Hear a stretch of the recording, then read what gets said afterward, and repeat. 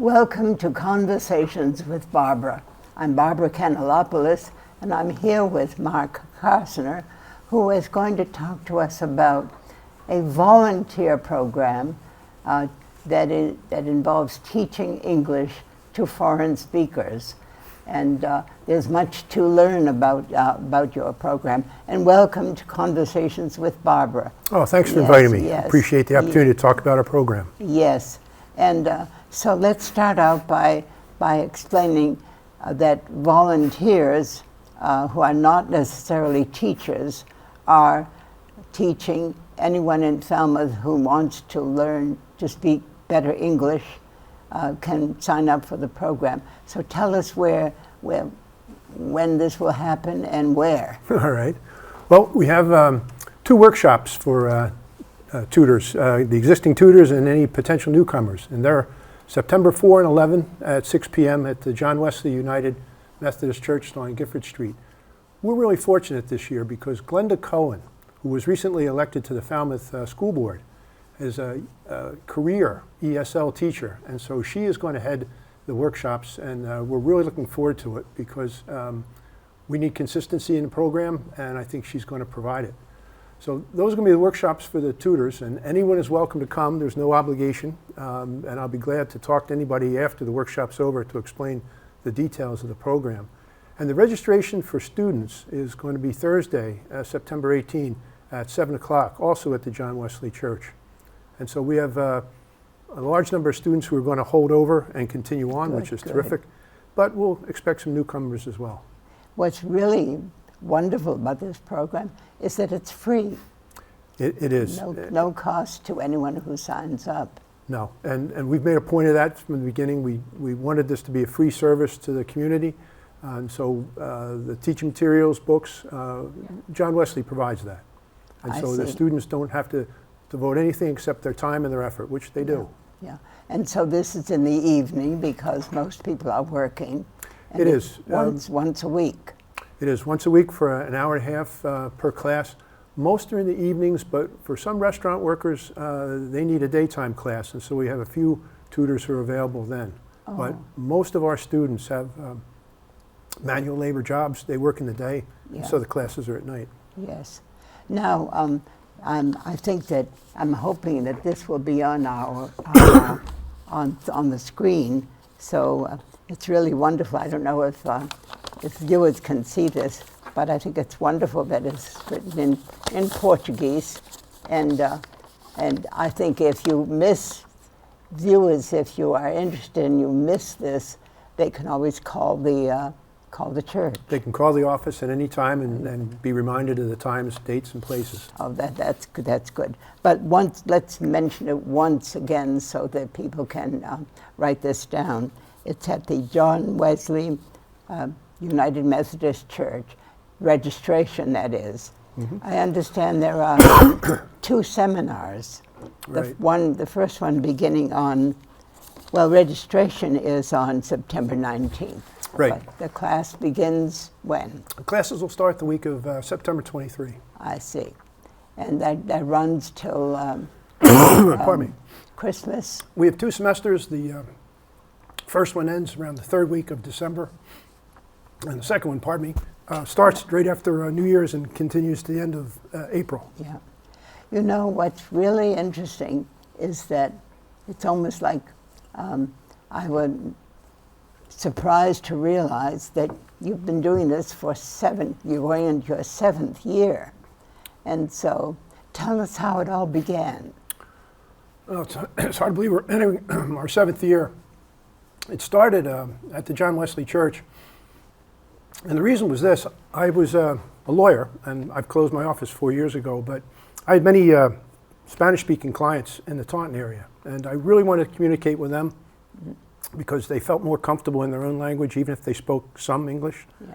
And so I went through the difficult process for me of learning Spanish, and I got to the point where I could have conversations with my clients in Spanish where we didn't have to resort to English. But what occurred to me was it was difficult. You know, some people can sing, some people can paint, some people can learn languages. I don't have any of those 3 talents. It was a struggle for me to learn but it was also a convenience. I didn't have to learn another language to function in America. Yeah. But these folks who come to America and don't speak English, they have to learn. Yes. And so it's crucial for them. It was almost like a hobby for me. Yes. So that was the start of the program. There's, as you know, there's quite a few persons from other countries who come here to work in the Falmouth area. They don't speak English or don't speak it well. And so we saw a need, and we decided we'd start the program to fill that need. Yeah. You may had some parishioners who were, the need was there. It was, and the overwhelming majority of our students are not members of John Wesley Church. I see. Most of the tutors are, but it's not necessary I see. to be a tutor with us or a student with us to be a member of see. the church, but many are. Are volunteers welcome? Are you in need of some volunteers to be a tutor? We're always looking for a few good people. That's all there Okay. is to it. And so I would encourage anybody who wants to learn about the program to come to the workshops on September 4 and September 11, and I'll be glad to explain it in detail. We never know until the registration night how many students we're going to have. You know, last year we had 50, and 50 students and 15 tutors.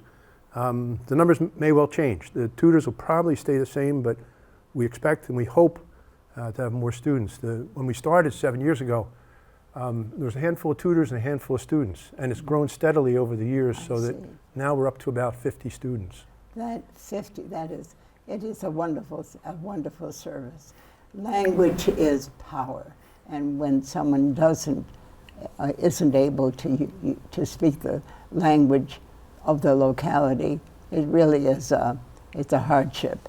It's interesting that probably your learning Spanish and learning to speak it gave you a lot of insight into what the feeling you have when you're learning a language and struggling. It is. Yeah. And to me, the most difficult thing to learning another language is you don't want to make mistakes and you don't want to appear stupid. Yes. And so we encourage our students to learn from their mistakes. I mean, we Americans, we make mistakes in English from time to time ourselves. Yes. And so what we tell the students over and over again is relax, say what's on your mind. If it doesn't come out perfectly, we'll still understand you. Yes. And so Yes, so that's really important, having the learner get over that barrier of not wanting to make a mistake, not wanting to sound, as you said, stupid. Right. Yeah. Right. So the making the learner comfortable is really critical.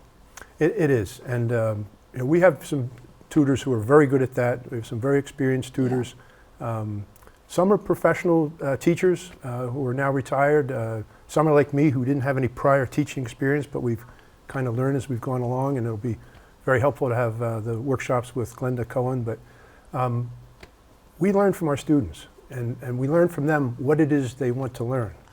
And so the program is entitled English as a Second Language, but really what they want to learn is American. And so every class has a segment on slang and idioms. Oh, wonderful, wonderful. And a lot of times that's the most popular part of the class because, you know, to say that you're green with envy or you're blue in the face, you know, on the surface doesn't mean anything, but when we explain it to them, they'll get a smile and they'll remember that in their home country they have something similar. Yes. So, or sometimes our idioms are totally baffling because they would express it quite differently. It is really interesting because language does reflect a culture very much. it does. And you know, the nice thing about the program is we have students from literally all over the world. We've had them from China, Japan, Vietnam, India. The majority are from Brazil, but we have Central and South American countries. And we've had one student from Spain and one from Belarus. And so they all bring different cultures to us. And so we tutors, we learn from our students. Oh, yeah. We pick up some of their words, some of their phrases. We learn about their culture. It's a good two-way exchange of information. It already, you're making me think that it's kind of fun to be a tutor because It is. you're having all these experiences that you wouldn't otherwise have. And so do you have all levels from beginning to, do you have any who are the students who are speaking rather well but want to get even better? Right now we have 2 students who could keep this conversation up just as we are. Really? And they want to work a little bit on their pronunciation and increase their vocabulary. Yes. For all the rest, about 2/3 are true beginners. And they know how to say hello and how are you and maybe what time it is. And the other third are intermediates. But our students vary. We've had doctoral level students from Woods Hole, Chinese, who are brilliant, but they want to learn English, and so they come to us. And most of our students, though, have probably elementary school educations in their home countries, but they all have one thing in common. They're incredibly motivated to learn English and to fit in, and they're incredibly appreciative. Yes, and sometimes when foreigners come to America, to the United States, they tend to stay together. So that They do. So that's one of the ways in which they get comfortable speaking their own language with neighbors or with family, and so that kind of being in a community of, say, Portuguese-speaking people or Greek-speaking people prevents them from learning English. They can get lost in their own community, and so we've had students who their significant others are fluent in English, but their significant others will only speak to them in the native language, and so they're missing out on a great learning opportunity. Yes. This is why it's so important to have your program, so that you were motivated to also direct the program because of your experience when you were a lawyer and working with Spanish people. Yeah, and I have a great team to help out. Believe me, I don't do this all by myself. Kate Finnemore, Kid O'Connor, and Bobby Anderson have been a world of help to me. And not to mention the tutors who put in actually an enormous amount of time. The classes are an hour and a half, but the tutors often put in 3, 4, 5 hours of prep work. And some of our tutors are helping the students with non-English learning problems, how to get a driver's license, how to apply for an assistance program. Of course. One thing leads to another. It's really not to, and it's all related to English. And in this case, it's pretty functional English. Learning how to get a driver's license is critical. Yeah, reading and writing are an important part of learning English, but most of our students really want to learn to speak and to listen. Yes. And so we include the reading and writing because it's essential, but what our students really want are the ability to have conversations and to get, in effect, to get the ball over the net. Yeah, yes. And so I usually teach intermediate students, and we can have conversations where they can speak in complete sentences, complete thoughts, and they can make themselves understood, even if their grammar might have an error or two where they might pick the wrong word out. But it's gratifying to see them gain the confidence as they go along because they realize that they're making conversations, they're getting their points across. And one of the great pleasures of teaching is seeing that progress. So you've seen students from one year to the next, and the progress must be really substantial. So what a good feeling. It is, and to see that some of them have started their own businesses, they've advanced in their own jobs as their English improves and their confidence improves, which is even more important. Right. They're able to improve their lifestyles. Yes, it means moving on to a better paying job very often. Better paying job and just a feeling of being comfortable in America, which is what the program is all about. Yes. So you have a lot of students who speak Portuguese. The overwhelming majority, yeah. It's really interesting. I've discovered recently that Brazilian Portuguese is quite different from say, Portuguese in Portugal, which is, of course, the case, because whenever language is separated, then change is always frequent. Languages always change, and so that you can imagine that people in Brazilian natives away from this country of Portugal are going to begin coining their own words and coining their own idioms. They do, and a lot of our Portuguese-speaking students can kind of converse with the Spanish-speaking students, yes. and because of the similarities in the languages. And so a lot of times during a class, you'll see students helping students, because you might have a class of 5 people and the tutor says something, 4 of them get it, and the 5th one doesn't. And you might see that person whispering to their neighbor, and you get an explanation in the native language that is the explanation they need. It's you're describing the situation makes me think that it's really a tutor might really enjoy it sounds very social as well as instructive. It is, and we get to know the students fairly well because part of the teaching is having them talk about their lives, their family, their country of origin, what they do for work, what vacations they've taken, what hopes they have for the coming year. Yeah. And so just in the process of speaking, we do get to learn about the students. We talk a little bit about ourselves too, because it is a two-way street. Yeah. Nice to know from the students' point of view what they think of America, what they think of our town. They do. The overwhelming reaction is positive. I mean, that is amazing how much our students want to be here. They are very appreciative of being here, of being employed, of being accepted in the community, of having people who are willing to teach them English and put up with their mistakes. Because, as you know, I mean, you grew up speaking another language. When you're learning, sometimes you're thinking, geez, I'm boring the other person in this conversation, or I'm just not getting my point across. But for our students, the goal is to make sure they're comfortable and to know they are getting the point across, even if they don't think so.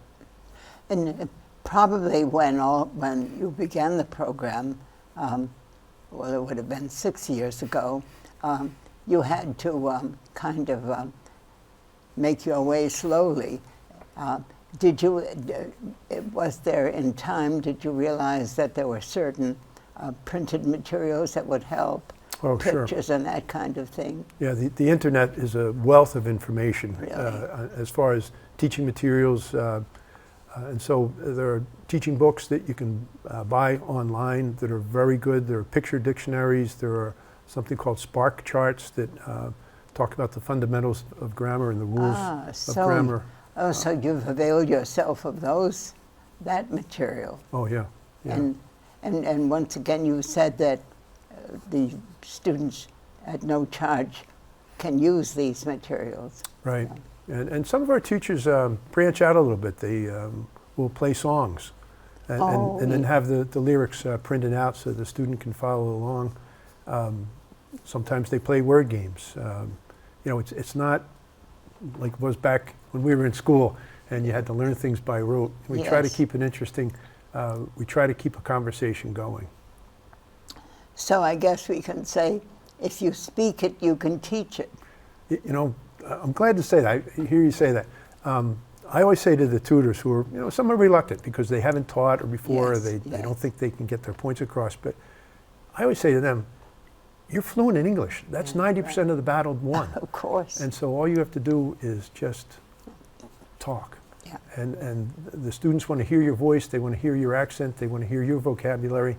And so if people aren't natural-born teachers, they can be very effective tutors. Oh, yes, yes. And what are some of the typical difficulties? Those of us who speak the language, not everyone is able to explain why we say things in certain ways. We just say, well, that's just what we do.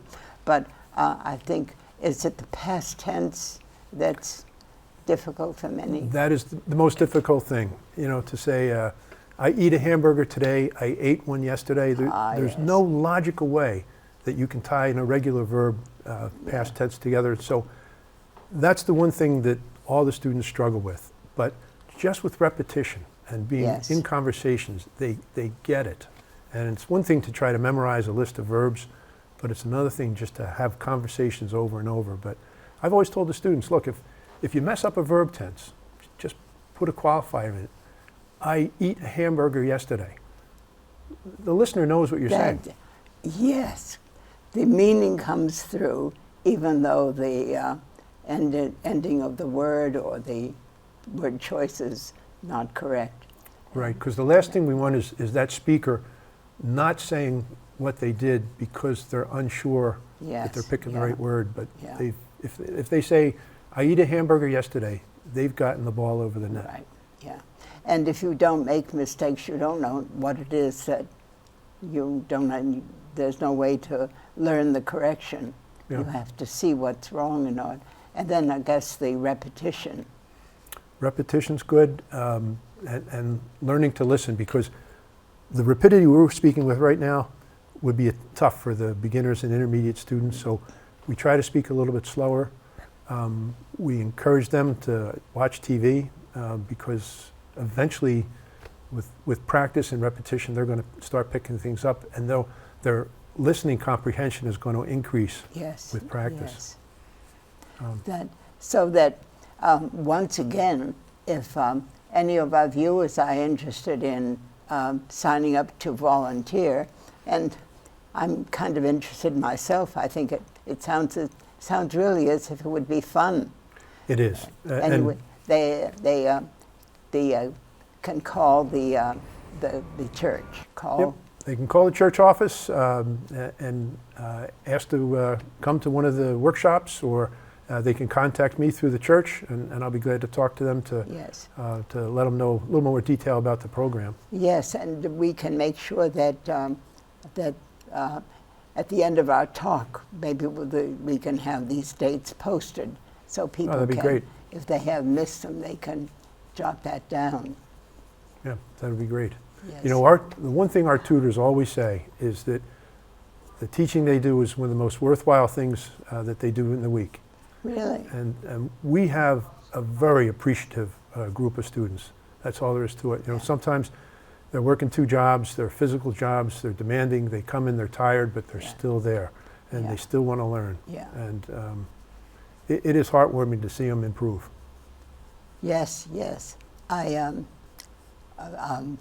been thinking about how this all began, and there is an evening program, I understand, at Falmouth High School that people can attend.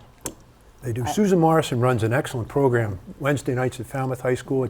It's more of a classroom setting than a tutor setting, but they've been doing it for longer than we have.